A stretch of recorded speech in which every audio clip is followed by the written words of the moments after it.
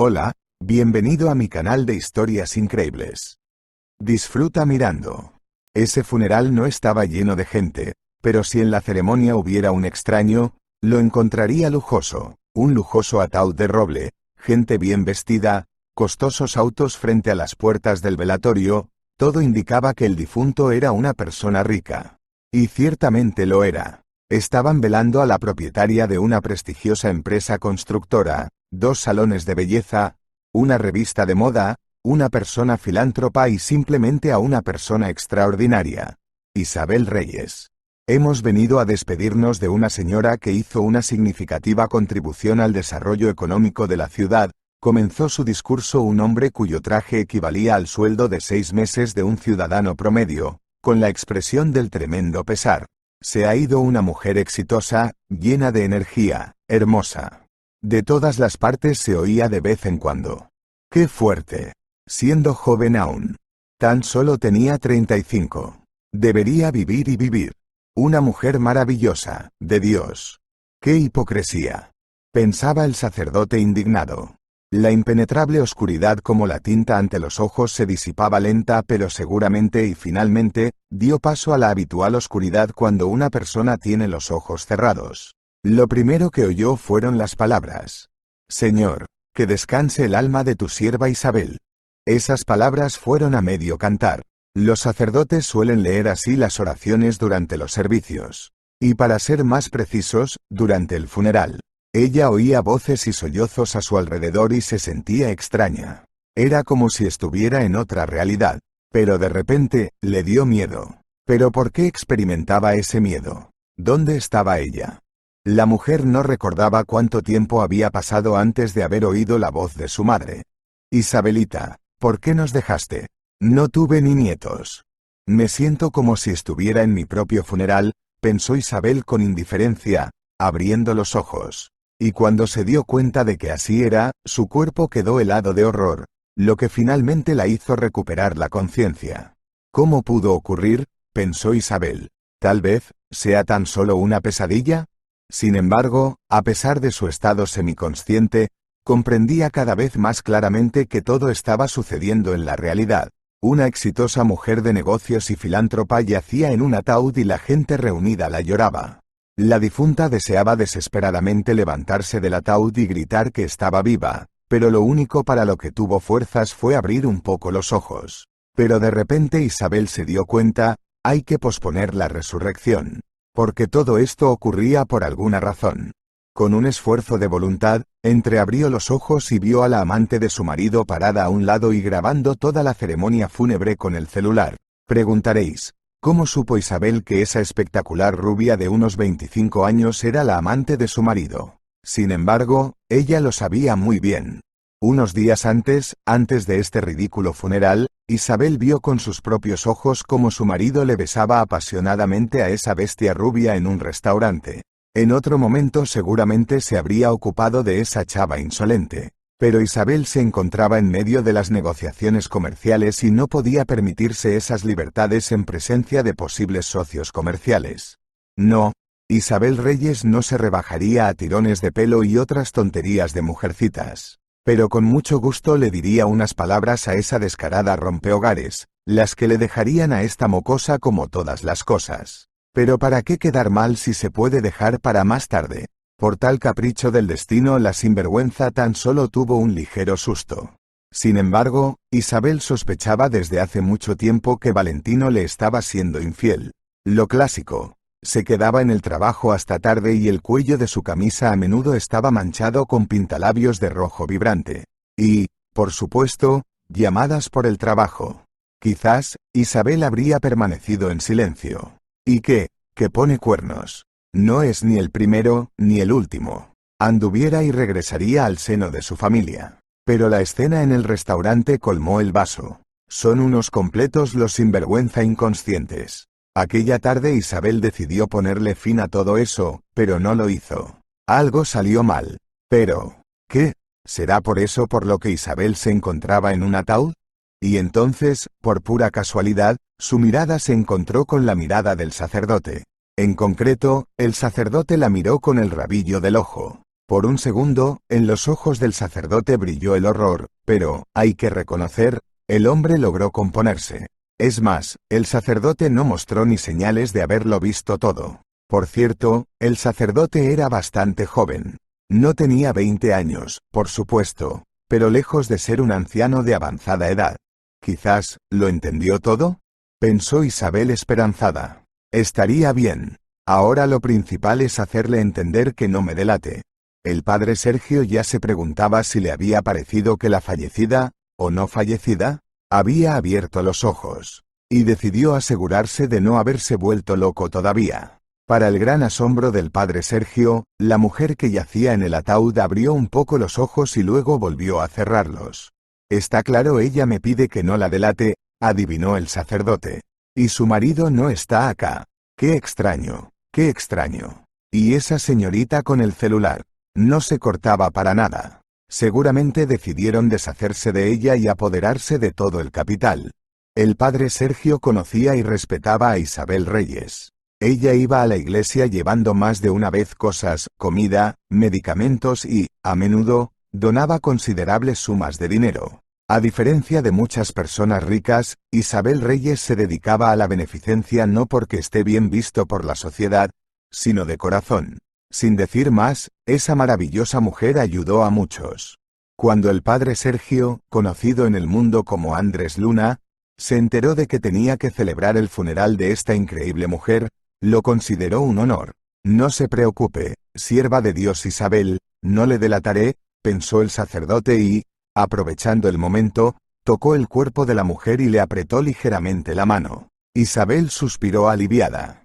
Había muy poca gente en el funeral, y esto hacía pensar que la ceremonia fúnebre se organizó deprisa, tan solo para enterrar rápidamente, que no fuera a despertarse.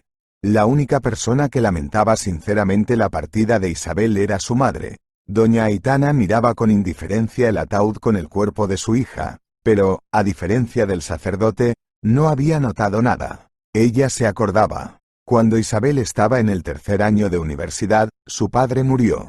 Valentín Castillo dejó a la familia una pequeña empresa de construcción, pero Aitana no sabía qué hacer con ella. Terminaré mis estudios y empezaré a dirigir la empresa, prometió Isabel, siendo la hija mayor. Su hermano menor, Iker, estaba entonces en 10º grado. Sí, pero ahorita ¿qué hacer con ella?, suspiró la madre desconsolada. ¿Cómo qué hacer?, exclamó la chava. ¿Para qué tenemos al tío Nicolás? El tío Nico era el mejor amigo de Valentín Castillo, el padre de Isabel, y también su padrino. El tío Nico se encargará de la empresa y al mismo tiempo me lo enseñará todo a mí, dijo Isabel con tal fervor que Aitana sonrió involuntariamente. Cuando eres joven todo te parece tan fácil y sencillo. Mientras tanto, Isa implementó con éxito su plan. Ingresó en la Facultad de Economía y, después de las clases iba a la oficina y, con la ayuda de su padrino, aprendió todos los entresijos de los negocios. Después de defender su diploma, Isabel tomó el mando de la empresa. Al principio, los empleados no le tomaron en serio a esa mocosa y advenediza, pero con el tiempo se vieron obligados a cambiar de opinión sobre ella. La empresa cobró impulso y finalmente se convirtió en una de las empresas constructoras más exitosas de la región. Tu padre estaría orgulloso de ti, dijo Aitana. Y luego llegaron los salones de belleza, la revista de moda y el matrimonio. A doña Aitana enseguida le cayó mal su futuro yerno. Manuel Reyes le parecía arrogante y, en general, una especie de un tipo escurridizo. Sin embargo, respetó la elección de su hija. Bianca, la amante de Manuel, filmó la ceremonia y escondió el teléfono en un bolso de charol negro. ¿Ya es suficiente?, se negó ella a seguir grabando. Ver a esa mujer sumergida en la tumba le resultaba desagradable.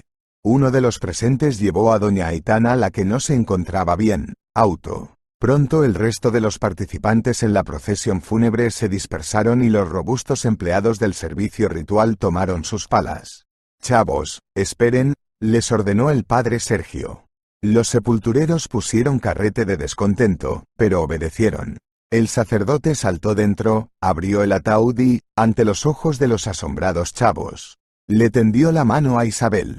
Ella pudo salir a duras penas, y si el padre Sergio no la hubiera agarrado a tiempo, La pobre mujer se habría desmayado. «Bueno, ¿por qué hacéis allí parados?», gritó él a los sepultureros. «Ayuden». Dos tipos, recomponiéndose, les ayudaron a salir del hoyo, y uno de los sepultureros, tartamudeando, preguntó: «¿Qué ocurre?». «Esto, hijos míos, es la resurrección», dijo seriamente el padre Sergio y miró significativamente a los muchachos. «Espero que siga siendo un secreto». Los sepultureros miraron asombrados al sacerdote y a la empresaria y, sin poder pronunciar una sola palabra, asintieron. «Bueno, ¿qué hacéis que seguís parados? A trabajar», dijo el padre Sergio y, abrazando por la cintura a Isabel, que se balanceaba de un lado a otro, la llevó hasta el coche. «Sí, fue un funeral lleno de acción», pensó el sacerdote, «al fin y al cabo, no todos los días resucitan los difuntos». Cuando llegaron al auto del padre de Sergio, Isabel vomitó violentamente. «¿Se siente mejor?», preguntó el sacerdote dándole una botella de agua. Supongo», asintió ella, moviendo sus labios los que no le hacían caso con dificultad. El inesperado Salvador colocó a Isabel en el asiento trasero de su auto y la miró fijamente. «Son signos del envenenamiento», afirmó él. Isabel asintió pensativamente. No podía evitar pensar que, muy probablemente, el envenenamiento fue obra de Manuel. «Debería cambiarse de ropa», señaló el padre Sergio. «Debería», repitió Isabel oyendo su propia voz hecha un eco. Estaba ansiosa por quitarse su odiada túnica funeraria. Pero, en realidad, lo que más quería era dormir mucho y, por supuesto, en una cama blanda. «¿Pero dónde vamos a conseguir ropa?», lamentó Isabel bostezando. «Bueno, no hay ningún problema», sonrió el sacerdote. «La parroquia está llena de ropa donada por la gente amable. Si no le incomodara, claro». «Ahora mismo no estoy en condiciones de desdeñar nada», suspiró ella, sintiendo náuseas nuevamente. «Además, estoy segura de que las cosas están en excelentes condiciones». «Cierto. Las muchachas son unas campeonas», respondió el sacerdote, refiriéndose a las lavanderas y planchadoras de la parroquia. Las náuseas aumentaron e Isabel, previendo otro ataque de vómitos, pidió al padre Sergio que detuviera el coche. «Eso está bien», dijo él con satisfacción. «El cuerpo está resistiendo. Nació usted con un pan bajo el brazo». «Venga, ya», sonrió Isabel.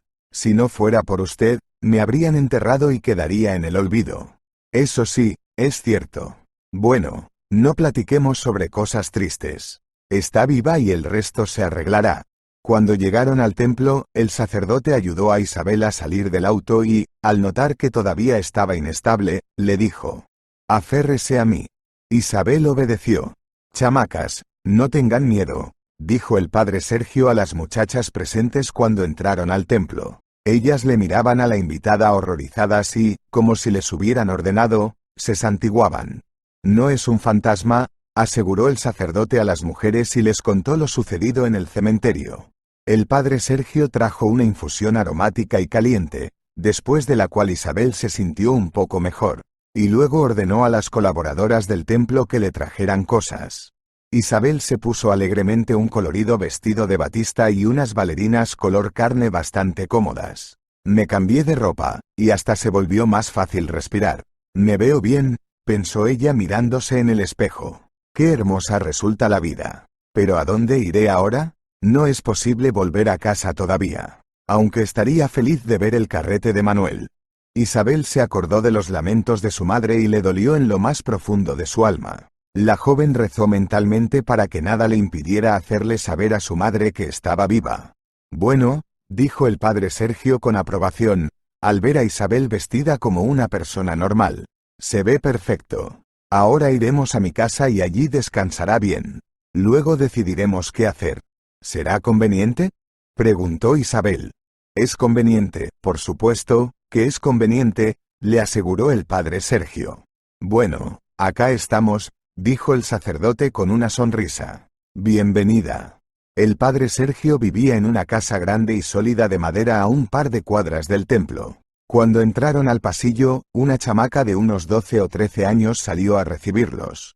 «Susi, mi hija», dijo el sacerdote, mirándola con adoración. ama de casa y la ayudante principal de mamá. ¿Cuántos hijos tiene?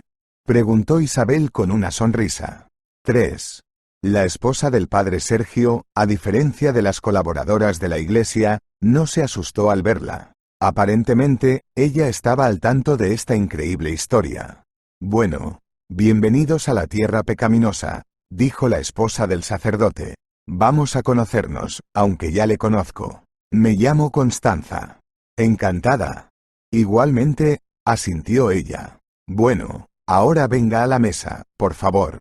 Además de Susie, la pareja tenía 2 hijos gemelos, Mauricio e Ian, y también una hija, la más pequeña, Paula. Susie tenía 14 años, los chamacos 11 y la pequeña Pau 5. Cuando todos se sentaron a la mesa, todos los niños, incluidos los más pequeños, oraron y solo entonces comenzaron a comer. Yo no sé rezar en absoluto, dijo Isabel avergonzada. Bueno, no es necesario, dijo el padre Sergio. Es mejor decir honestamente que no sabes que fingir saberlo todo. La cebada perlada con chuletas de pollo resultó ser un plato más que digno de elogio, y la sencilla ensalada de pepinos, tomates, rábanos y hierbas aromáticas le pareció a la huésped más sabrosa que la del restaurante. Cuando su esposa y su hija mayor se fueron a preparar el café, Isabel dijo: «Su esposa es una excelente cocinera, padre Sergio». «Entiendo», asintió ella. «Entonces Andrés, tu esposa es una excelente cocinera y, en general, tienes una familia maravillosa. Gracias por las amables palabras». Constanza acompañó el café con las galletas rellenas de crema de café. Delicioso. Isabel cerró los ojos y mordió un trozo de galleta. Se derrite en la boca. Constanza sonrió de satisfacción por los elogios. Después del almuerzo, Andrés fue a la parroquia para terminar algunos asuntos. «¿Probablemente quieras descansar?», preguntó Constanza, notando que la invitada comenzaba a quedarse dormida. «Pues sí», dijo Isabel avergonzada. «Después de un buen almuerzo». «Vamos», dijo Constanza. «Le haré una cama en el cuarto de atrás. Estaré muy agradecida». La habitación resultó ser grande, luminosa y muy acogedora, por lo que Isabel no paraba de agradecérselo a la hospitalaria anfitriona. «Pues qué bueno que te guste». Isabel se despertó por la noche. Andrés aún no había llegado.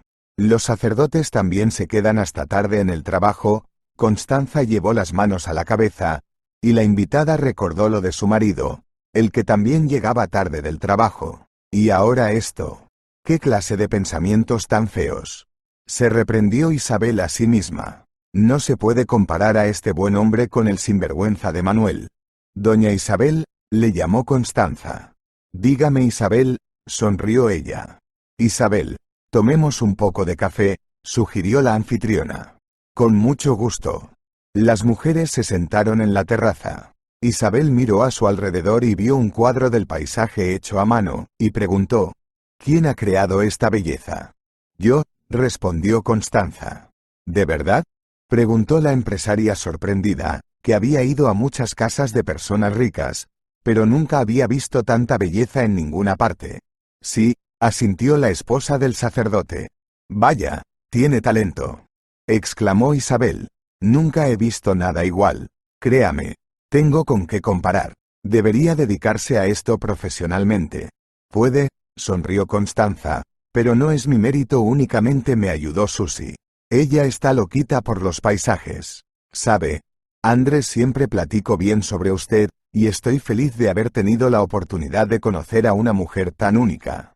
«Bueno, no tan única». La invitada, sonriente, sacudió la cabeza. Su marido también hizo mucho bien a la gente.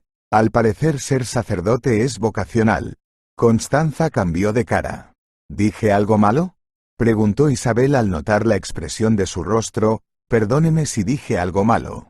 «Todo está bien», se apresuró a asegurarle la esposa del sacerdote. Justo antes de convertirse en sacerdote, Andrés era médico. «¿Y qué pasó?», preguntó la invitada con cuidado. Y Constanza le contó que su marido era un cirujano talentoso. Andrés sacó a más de un paciente de las garras de la muerte, y la gente buscaba acudir a él. Confiaban en él como si fuera Dios, pero era un simple mortal que trataba de hacer bien su trabajo. Un día, a Andrés acudió un paciente completamente desesperado. Su enfermedad estaba tan avanzada que se preguntaba cómo seguía con vida. No lo lograremos, le dijo André a su esposa durante el desayuno el día de la operación. En este caso, la muerte será una liberación del sufrimiento para el paciente. Sin embargo, para los familiares, el cirujano era su última oportunidad. Pero, lamentablemente, los milagros no existen. El paciente falleció en la mesa de operaciones. Se le hizo difícil informarle a su familia de su muerte, recordaba Constanza. Se siente culpable, aunque en realidad no tenía culpa alguna. A menudo la gente cree que los médicos pueden hacer milagros, dijo Isabel en voz baja. Y cuando no están a la altura de sus expectativas, les miran con un reproche silencioso, que casi siempre es peor que cualquier palabra ofensiva. Es cierto, estuvo de acuerdo con ella la esposa de Andrés. No pasaba un solo día sin que Andrés platicara sobre cómo le miraban los familiares del paciente fallecido. Incluso se despertaba por la noche. Y entonces el doctor empezó a darle a la copa. Estoy quemado, decía él. En el trabajo, por el respeto a sus méritos pasados, le pidieron a Andrés que renunciara. Tal desgracia duraba 2 meses, los que se convirtieron en un auténtico infierno para la familia. Él deambulaba por las calles, a veces uniéndose a los borrachines locales. Un día llegó a casa cubierto de moretones y rasguños. Continuaba Constanza relatando sus tristes recuerdos. Lloré, le rogué que parara, pero todo fue en vano. Cuando Andrés se iba a vagar borracho por la ciudad, su esposa pensaba horrorizada que cada día podría ser su último día. A saber en qué lío podría haberse metido. Pero un día, Andrés llegó a casa completamente sobrio con un ramo de flores silvestres para Constanza. Dijo que nunca más volvería a tomar un trago. Resulta que cuando Andrés fue a una pequeña tienda a comprar otra botella de alcohol barato, se encontró con un sacerdote. ¿Vale la pena?, le preguntó él. Bueno, hoy tomaste y te sentiste algo mejor. Mañana lo mismo y pasado mañana. Y muchos días más. ¿Y luego qué? Andrés quiso responderle al sacerdote que no era asunto suyo. Pero cuando le miró a los ojos a ese hombre amable, las palabras no pudieron salir de su boca. Los hombres salieron juntos de la tienda y se dirigieron a la parroquia. Andrés dijo que después de la plática con el sacerdote, es como si le hubieran crecido las alas, dijo Constanza lentamente, con las lágrimas brillando en sus ojos. Debió haber visto su cara aquel día.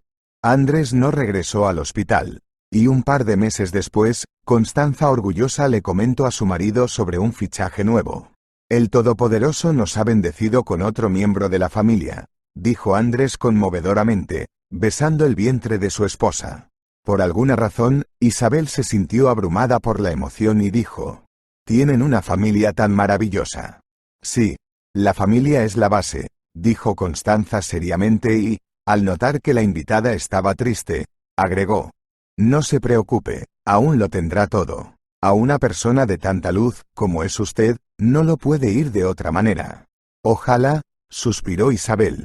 Durante la conversación, las mujeres ni siquiera se dieron cuenta de que había pasado la medianoche. Como no querían dormir, Constanza ofreció tomar un poco de licor.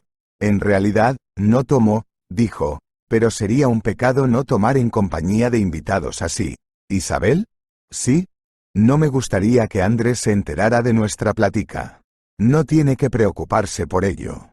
Andrés regresó por la mañana. Y cuando Isabel se despertó, le dio un cuenco con un líquido que olía a hierbas. «Acá le preparé algo rápido», dijo él. «¿Qué es?», preguntó Isabel. «No tenga miedo, no es veneno. Es una infusión para eliminar toxinas del cuerpo». «Muchas gracias», dijo la mujer con sentimiento. La infusión resultó ser sorprendentemente eficaz. Al anochecer, Isabel sintió como si no hubiera ningún envenenamiento, ni pérdida prolongada del conocimiento. A la mañana siguiente, se cubrió el pelo con el pañuelo de Constanza, se puso gafas de sol y fue a ver a su madre. Al ver a su hija viva, Aitana no creía lo que veía y comenzó a santiguarse. «Parece que ahorita todos los que me vean se santiguarán», pensó Isabel con amarga ironía. «Pero tú, ¿fuiste enterrada?», susurró la madre con asombro. «Me enterraron y no me enterraron», sonrió tristemente la joven y abrazó fuerte a su madre. Madre e hija tomaban el café en la terraza, e Isabel platicaba sobre su resurrección. Me sentí mal entonces, dijo Aitana en voz baja, y no encontré fuerzas para acercarme a ti y despedirme. La hija asintió y dijo: es una pena. De lo contrario, sabrías inmediatamente que estaba viva. ¿Qué puedo decir ahora? Sonrió la madre. Lo importante es que realmente estás viva. ¿Estás viviendo en la casa del sacerdote ahora? Sí. No quiero molestarle a su familia, pero hasta que no resuelva lo que pasó, no volveré a casa. Podría ser peligroso, respondió la hija. Tal vez, ¿te quedas conmigo? Pienso que tampoco es seguro, sacudió ella la cabeza. Lo resolveré todo y nos iremos contigo a las Maldivas. ¿O preferirías ir a Tailandia? Prefiero que todo esté bien, respondió Aitana con un suspiro. Así será. Tiraremos para adelante.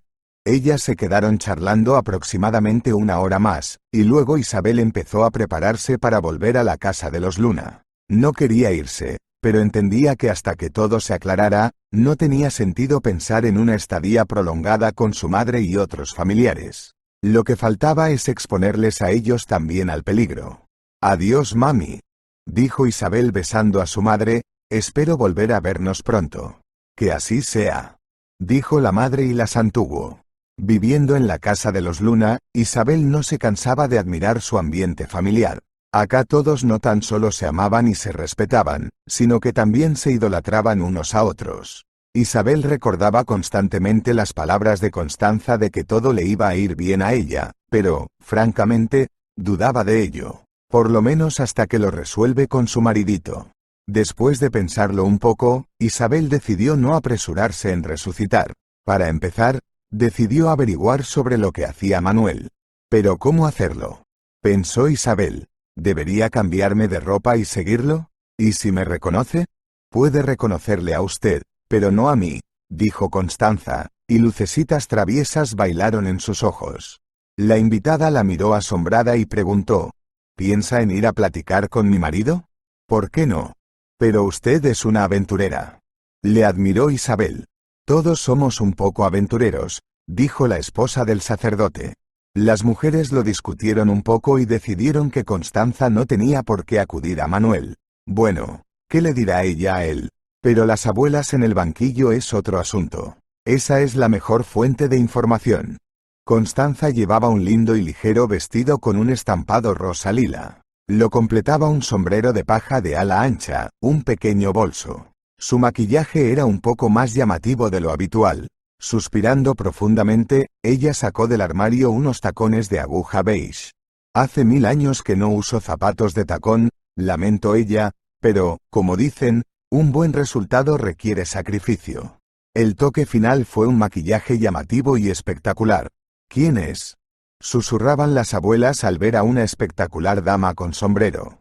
Constanza, al oír los susurros de las ancianas, decidió que era hora de actuar. «Hola», saludó ella a las damas de respetable edad.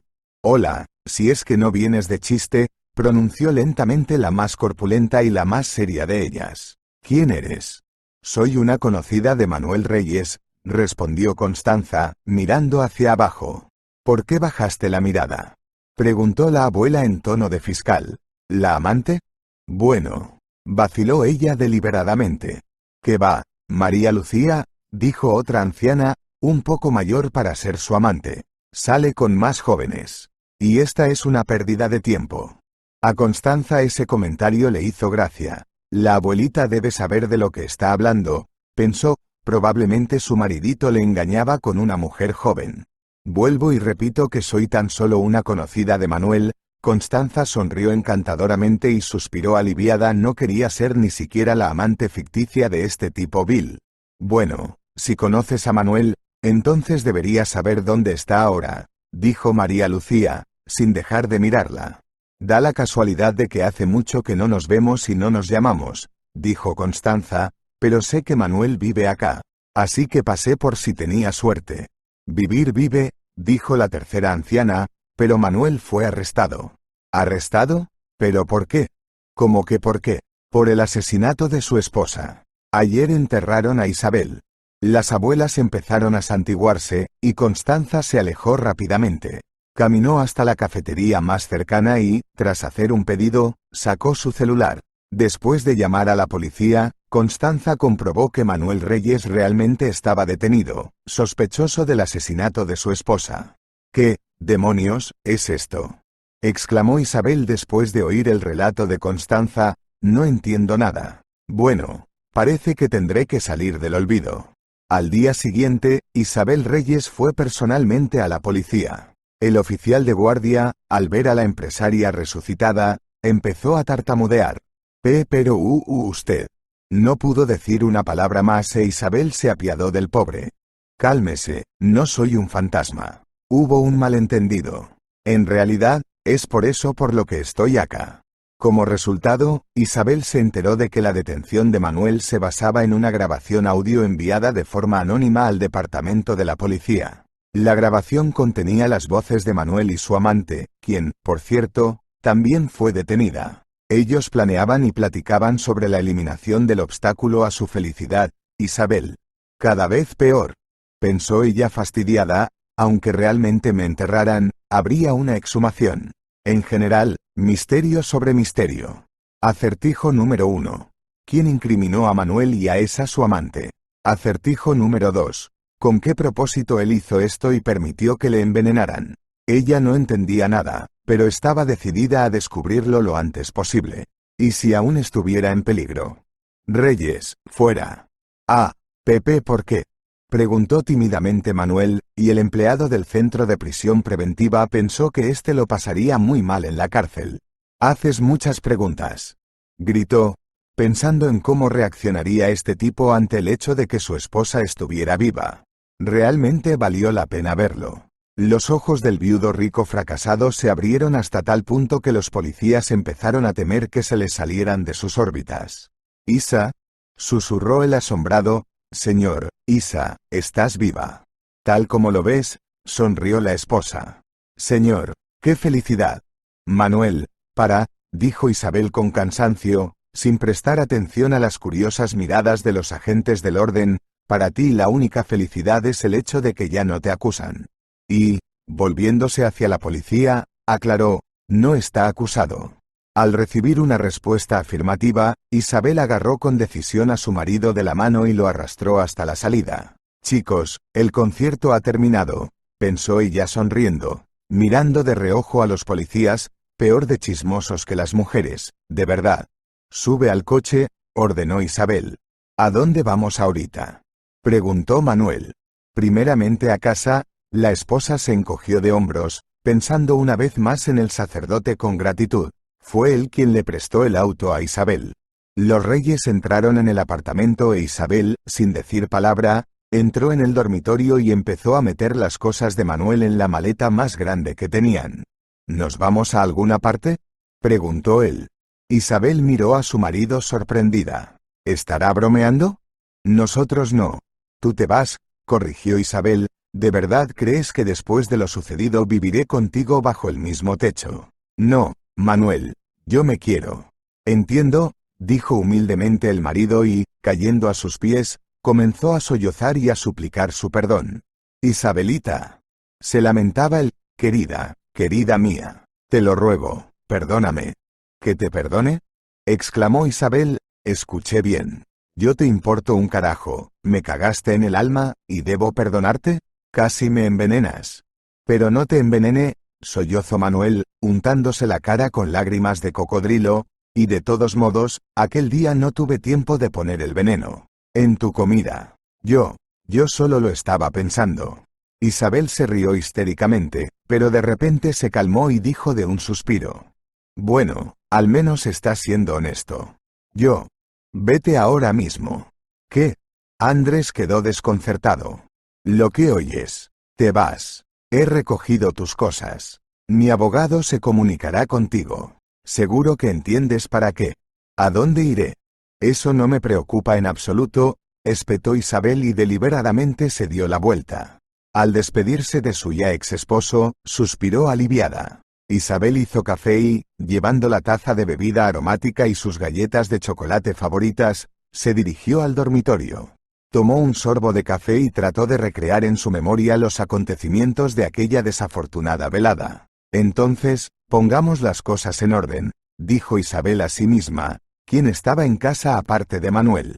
La respuesta surgió por sí sola. La limpiadora. Francamente, Isabel se olvidó de ella por completo. Miriam fue contratada recientemente, 2 semanas antes de su funeral.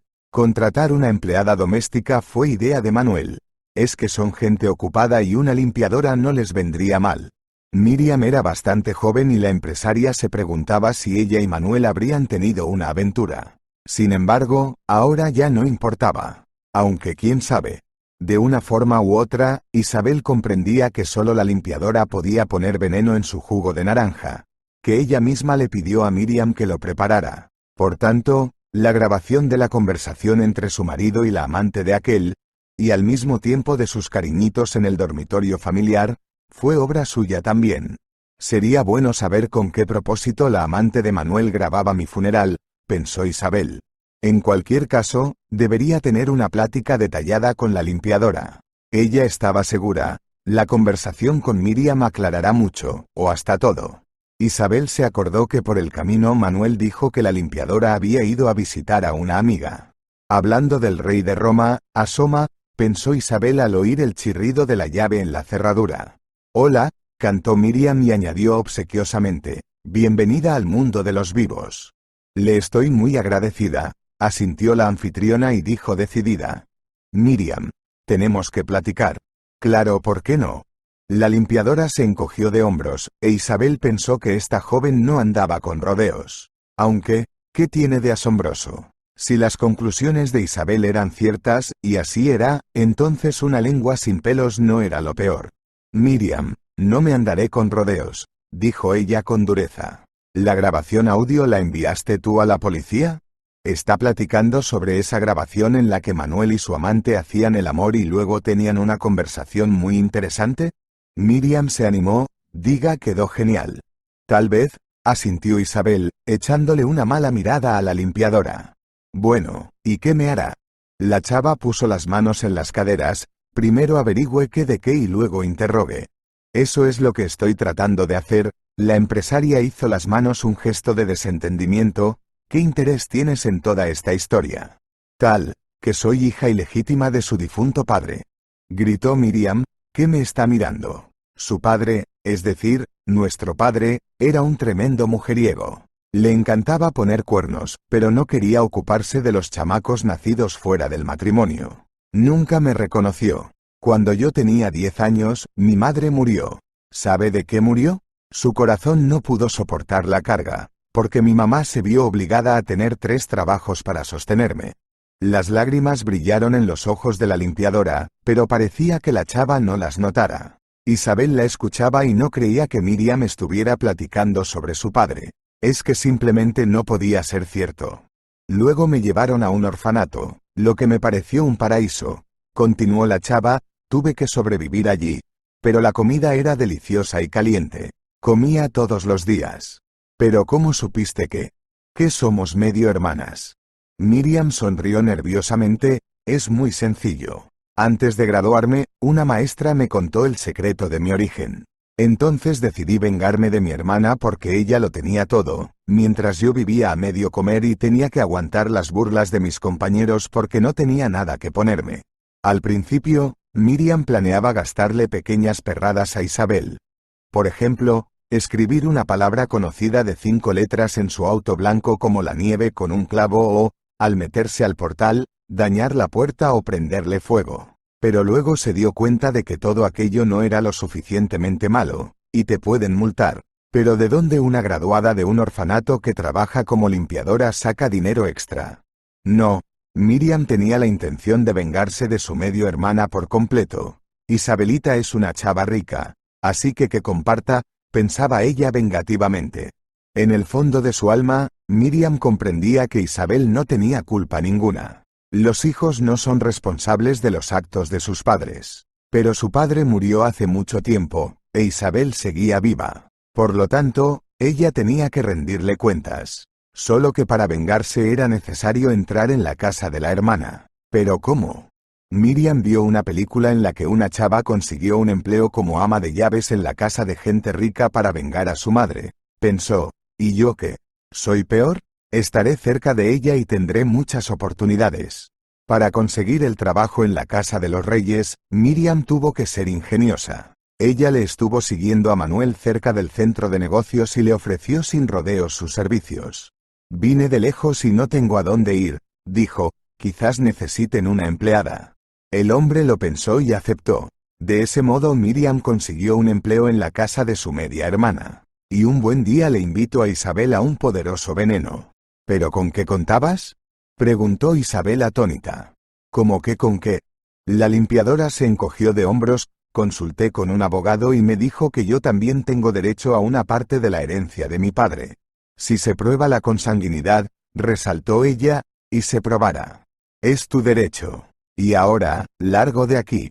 Miriam estaba recogiendo sus pocas pertenencias e Isabel, sorprendida por las revelaciones de la limpiadora, la observaba y pensaba. Ella categóricamente no quería llamar a la policía, aunque debería haberlo hecho. Al final, el padre de Isabel tuvo la culpa ante esta chava. Al despedirse de Miriam, ella regresó al dormitorio y se dejó caer en la cama. La mirada de Isabel cayó sobre la foto de su padre. Señor, cómo lo idolatraba. Pero su padre resultó ser un simple mujeriego el que, además, tuvo una hija bastarda.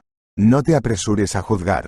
Se juzgó a sí misma, no sabes cómo lo era todo en realidad.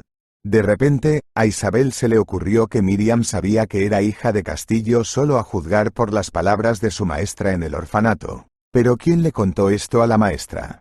¿La madre de Miriam? Una completa tontería. De todos modos, vale la pena profundizar en el tema. Pero el destino deparó otra cosa. Isabel no tenía idea de que al dejar ir a la limpiadora impune, había cometido un fatídico error. Miriam entró en su modesto apartamento en las afueras de la ciudad y, exhausta, se dejó caer en el PUF. Qué harta estaba ella de este miserable hogar. Y de todo en general. ¿Pero por qué? Dijo la chava en voz alta con desesperación.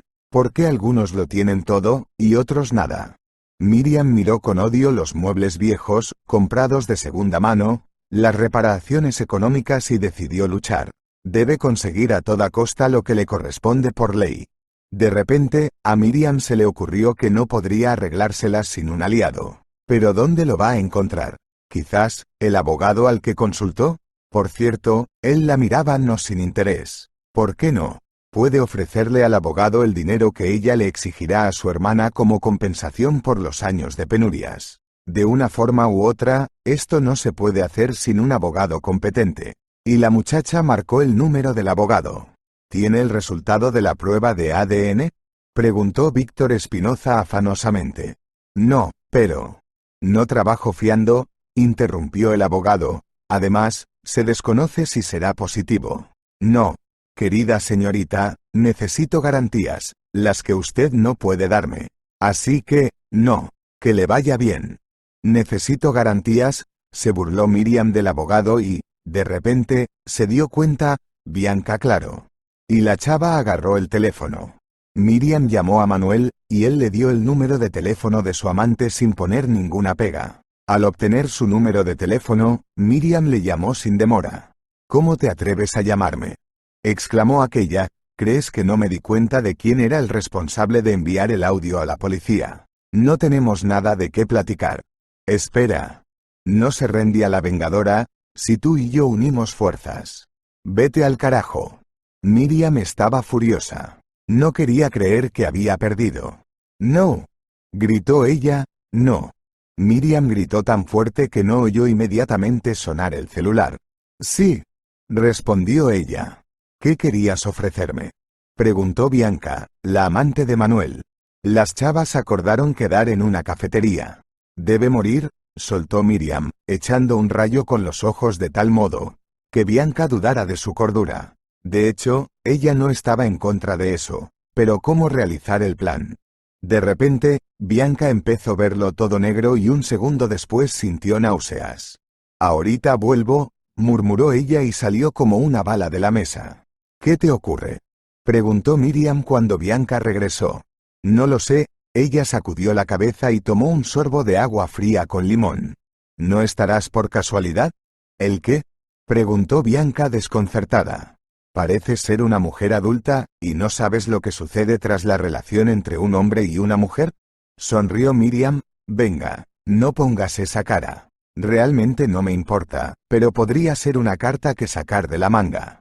Eso está claro, respondió la aliada. Ojalá supiera cómo usarla. Vamos a idearlo. 2 cerebros son mucho mejor que uno solo. Y las chavas comenzaron a discutir un plan para eliminar a la odiada Isabel Reyes. Hoy a las 10:00 hubo un accidente a la salida de la ciudad, dijo la guapa presentadora de noticias de la ciudad. La víctima, la conocida empresaria y filántropa de la ciudad, Isabel Reyes, se encuentra en el tercer hospital de la ciudad.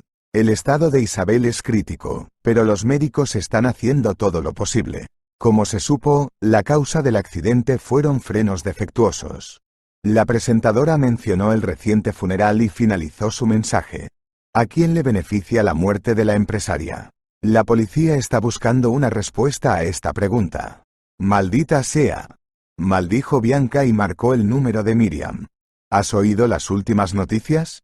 Le preguntó a su cómplice. Por supuesto, respondió ella con tristeza. No podía creer lo que oía. ¿Quizás tiene 7 vidas como un gato? O, tal vez, ¿es inmortal? Sugirió Bianca. Da igual, lo que sea. Sabemos en qué hospital está, por lo que nada nos impide completar el asunto. Oye, ¿tienes dinero? Bueno, un poco. ¿Por qué?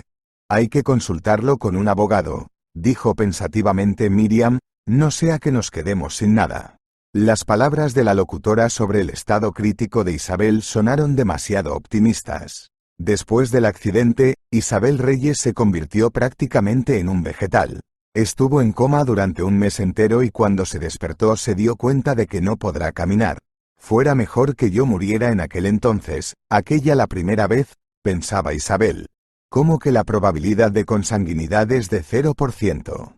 Preguntaba Miriam indignada. Esto no puede ser. Ah, creo que lo entiendo. Os pagó ella para que falsificaran el resultado de la prueba. Muchacha, no falsificamos los resultados de las pruebas. Se indignó el empleado del laboratorio. Por cierto, la difamación es un delito, así que tenga cuidado con lo que dice. El resultado de la prueba de ADN, con el que contaba Miriam, resultó ser una completa decepción. La chava gastó su último dinero en el examen, convencida de que pronto tendría mucho más, todo lo que quisiera, y toma. Hasta acá ha llegado. Te mentí, admitió doña Cecilia, la maestra del orfanato, bajando la mirada. Miriam decidió ir al orfanato y descubrir qué era lo que pasaba. Cecilia se dio cuenta de que no tenía ningún sentido hacer a la chava vivir una mentira. Ella oyó lo del accidente y supuso que Miriam estaba motivada únicamente por intereses mercantiles. ¿Qué? Exclamó la exalumna. Soy consciente de que procedí incorrectamente inventando aquella farsa, confesaba la maestra, pero quería motivarte. Eres una chava avispada, nada tonta. Diciendo tal cosa quería darte a entender que tienes los genes de los ricos, lo que significa que tendrías éxito en todo. Los genes de los ricos. Miriam se rió histéricamente. Hay que ver. Inventar algo así. Quería hacer el bien, murmuró Cecilia. Mejor imposible. Seguía riéndose la chava. De repente su risa empezó a sonar espantosamente antinatural. La maestra se mostró cautelosa, pero ya era demasiado tarde. Miriam la agarró por el cuello de su blusa y le gritó en la cara. Dime, ¿dónde está mi riqueza? Dilo ya, porquería. Miriam, voy a encontrar tu riqueza, sin falta, respondió Cecilia, tratando de parecer tranquila, voy a traerlo ahorita. La maestra salió y, tras encerrar a la chava en el gabinete, fue en busca del personal médico. Cuando el equipo de la ambulancia fue a buscar a Miriam para llevarla a la clínica psiquiátrica, ella agarró una silla y se la arrojó al enfermero. El pobre logró esquivarla de milagro. ¿Dónde está mi riqueza? Gritaba la chava. ¿Dónde lo metisteis? Tan joven, pensó el padre Sergio al ver a su nueva paciente. El sacerdote patrocinaba este hospital desde hace varios años. Él apoyaba a los pacientes en todo lo que podía y de vez en cuando daba misas allí. Cuando trajeron a Miriam, el padre Sergio ya se estaba yendo para la casa.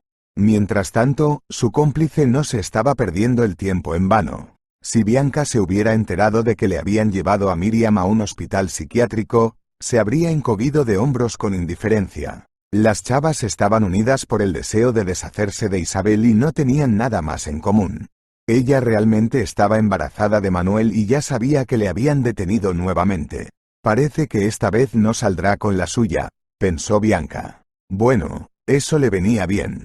La amante de Manuel entendía perfectamente que él no se iba a casar con ella. Siendo así, más le vale sacar al menos algún provecho de todo esto, pues la consulta con el abogado resultó ser muy útil. Para conseguir una cita con Manuel, Bianca tuvo que recurrir a un examante suyo. Manuel no se encontraba bien. Había perdido bastante peso y tenía ojeras. Hola, sonrió Bianca, ¿cómo estás? Tal, como me ves, murmuró él. Te tengo una noticia. ¿Habrán atrapado al que fastidió los frenos del auto de Isabel? Manuel se rió entre dientes con tristeza, al mismo el que intentó envenenarla. ¿Sabes quién intentó envenenarla? Bueno, hay una suposición, pero hasta que no pilles infraganti. Respondió él y pasó a propósito de su visita. ¿Cuál es tu noticia? Estoy embarazada, como probablemente puedas adivinar, de ti. Ah, soltó el amante irónicamente, ¿no te asusta que ahora tenga un pie en la cárcel? Te amo, dijo Bianca, y haré todo lo posible para sacarte. Pero tendrás que hacer algo. ¿El qué? Tendrás que redactar un poder a mi nombre para que pueda administrar parte de tu dinero, respondió ella con calma. ¿El qué? ¿Qué? Manuel arrastró las palabras, no estarás confundiéndote. Por supuesto, temporalmente, continuó Bianca, sin prestar atención a su pregunta, mientras estés acá y tu señora esté débil. Por cierto, esto te conviene. Bueno, piénsatelo, el tratamiento de Isabel, los honorarios del abogado, esto y aquello. Manuel se quedó pensativo. En realidad, Bianca tenía razón. Isabel necesitaba un tratamiento y él necesitaba un buen abogado. No había nadie a quien pagar y el trato que le ofreció Bianca no era lo peor que podría llegar a ser. Está bien, redactaré el poder, dijo él. Como resultado, la amante de Manuel recibió acceso parcial a los bienes de los cónyuges Reyes, los que aún oficialmente eran tales. Luego Bianca, con la ayuda del abogado, falsificó el documento y ahora era la tutora de la paralizada Isabel. La señora Reyes estaba a su entera disposición. Bianca visitaba a Isabel en el hospital casi todos los días. Sonreía dulcemente a los médicos y al personal subalterno, les hacía los pequeños regalos y logró conquistar a todos menos a una persona. Ese hombre era el auxiliar de enfermería José Pérez. En realidad, tenía un título de médico, pero por falta de un puesto de médico trabajaba de auxiliar. ¿Y esa? ¿Cómo mira? Pensaba José, mirando a Miriam, parece una serpiente. Al auxiliar le agradaba mucho Isabel. Ellos platicaban a menudo y José, probablemente por enésima vez, pensó en que Isabel Reyes era una mujer verdaderamente extraordinaria. Y un día se dio cuenta de que estaba enamorado. Isabel, ¿por qué no acepta hacer fisioterapia? Preguntó José, hasta donde yo sé, tiene posibilidades de recuperarse por completo. ¿Una oportunidad? Suspiró Isabel, tan solo una oportunidad. La oportunidad es la teoría de la probabilidad. La exitosa empresaria y filántropa se encontraba en una profunda depresión. Isabel recordaba las palabras de su madre acerca de que llega un momento en la vida de cada persona en el que uno comienza a valorar la vida y pensó con amargura, no me resulta apreciar la vida.